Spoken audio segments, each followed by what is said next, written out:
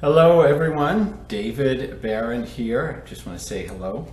I am making this video in response to something I saw posted on Chase Hughes's Facebook page, which is Engineering Behavior.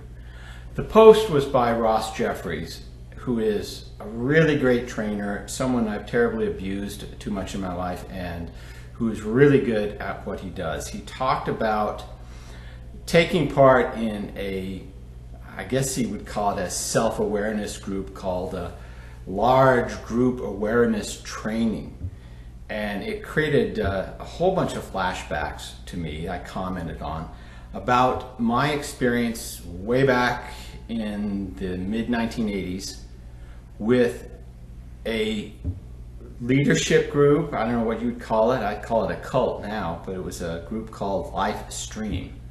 Now, to my knowledge, LifeStream is not around anymore, but I did a Google search, and I'm going to post a link below as to where I found all this information. The Google search is from a fellow who did, in fact, work. He purchased the rights to do LifeStream seminars, and he went to the liberty of detailing fairly thoroughly the seminars. And as I was reading them, first of all, his name is Cameron Freeman, and you can find this information at CameronFreeman.com. But he went through a huge amount of detail describing the seminars, and quite frankly, I had a hell of a lot of flashbacks just going through it. Not necessarily the good kind, but the interesting thing about the seminars, and even Ross mentioned this in his commentary in the Engineering Behavior Facebook group, is there were benefits. I mean, you do get a lot of benefits. I think one of the bigger benefits you get from this is a sense of personal responsibility. Going through the exercises, I think, is what I'll do right now and give you an idea. The seminar is a 4-day seminar. You start Thursday night, and then Friday night, then all day Saturday. It peaks on Saturday night with this traumatic experience that you go through, and then it gathers together on Sunday, and you sort of integrates it and puts it all together on Sunday. But it starts off talking a great deal about trust, about reliability.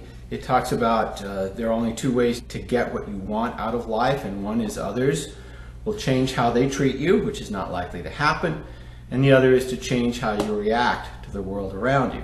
So it starts off very strong with personal responsibility, and you get this phrase, which I've used when I've talked about this experience: if you always do what you've always done, you always get what you've always gotten. This all happens on, say, a Thursday night of things, the way we avoid things in life and the ways to get the most out of life. Now, all of that you'll hear here is very straightforward and nothing particularly new. The way to get the most out of your life is generally just to be a decent human being, which is be courteous to others, be on time, listen when others are speaking, be supportive of others, have integrity, be congruent, be honest, suspend judgment, and so on. Basically about just be a decent person intentionally when you're around people and when you're not. Now, and the website Cameron Freeman, he talks about doing a lot of journaling on these exercises. He has presented these exercises so you can actually go through them on your own through the website. How it was done in a seminar setting is, as exercises were presented, what you would do, you wouldn't journal them. You would sit down face to face with another person, a stranger, and you would do what's called a one-on-one. And the one-on-one rules is simple. Person A speak, and they have to keep talking, they have to stay on topic. Person B keeps the person on topic and keeps them from pausing.